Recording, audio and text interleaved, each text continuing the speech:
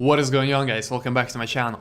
And today we're going to talk about the mempool. You might have heard about the Bitcoin mempool whenever you hear people discussing scalability issues and debating scalability solutions. So in that context, you usually hear that the mempool is growing and getting larger, or you might hear that the mempool is getting smaller. But what does it really mean when we say that the mempool is getting larger, for example, or smaller? So this is exactly what we're going to discuss today, and after this video you will know exactly what mempool is and why it is called mempool to begin with.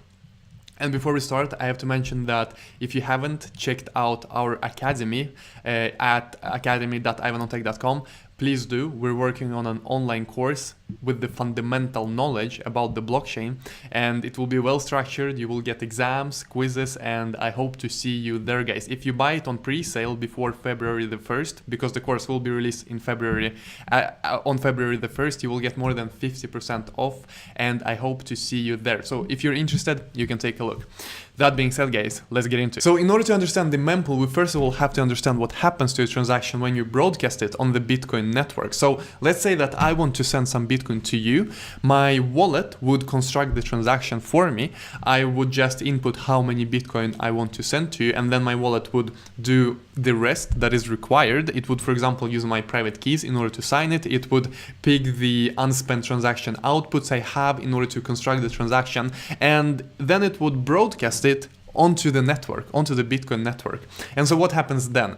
Well, the transaction doesn't get into the blockchain directly, because only miners can put transactions onto the blockchain by including that transaction in a block. So instead, the transaction gets propagated through the network. The different nodes in the network will basically send the transaction between each other in order to propagate it through the network. And then the transaction would sit in the nodes. The nodes will basically hold the transaction in their mempool. And the mempool is the memory pool, and it holds the unconfirmed transactions that haven't been picked up by a miner yet. So to recap, we send a transaction, it doesn't get into the blockchain, it gets into the mempool that the nodes hold. And it is called the mempool because the nodes hold it in the RAM memory. And of course, when we have many transactions on the network, many users sending different transactions, the mempool will grow because the miners will not keep up with the demand, with the amount of transactions on the network.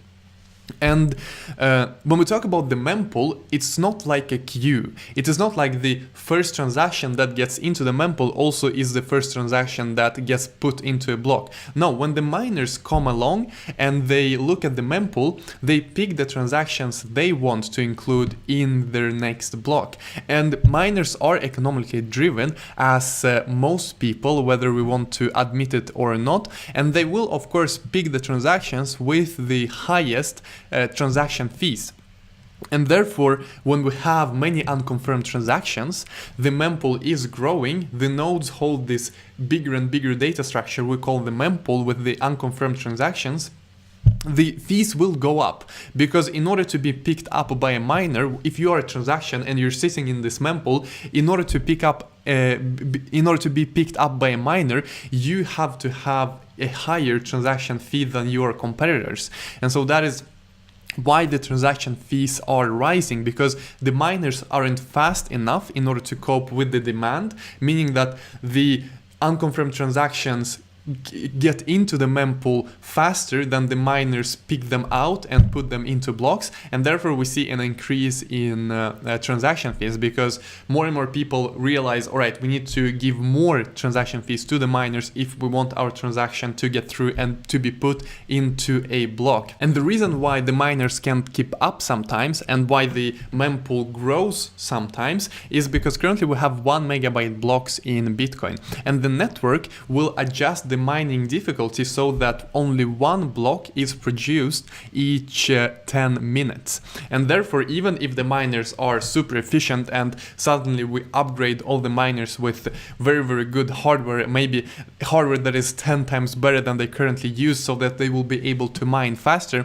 it wouldn't make a difference because the network will make the mining harder, because the network will adopt to this mining increase in mining efficiency, and make the mining harder so that only one block is produced every 10 minutes. Why is it so? Well, because we want to control the inflation, and because whenever each block is mined, new Bitcoin are created. So it is a hard question exactly how the scaling should play out and whether we should increase the block size, because if we increase the block size, then more transactions can fit into each block, meaning that we can we can put more transactions onto the blockchain every 10 minutes.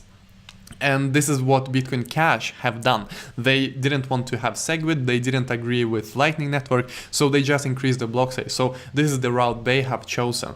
While Bitcoin Core, they have this vision of layer 2 solutions instead, that we should have SegWit and we should have Lightning Network, and instead offload transactions from layer 1, from the blockchain, to layer 2, for example, to the Lightning Network. But that is another story, guys. I hope you learned something. I hope you understand what the mempool is. It is basically a data structure the nodes hold with unconfirmed transactions, and then the miners come along, they pick transactions from the mempool and they put it onto in a block that then can be put onto the blockchain if that miner wins this proof of work competition.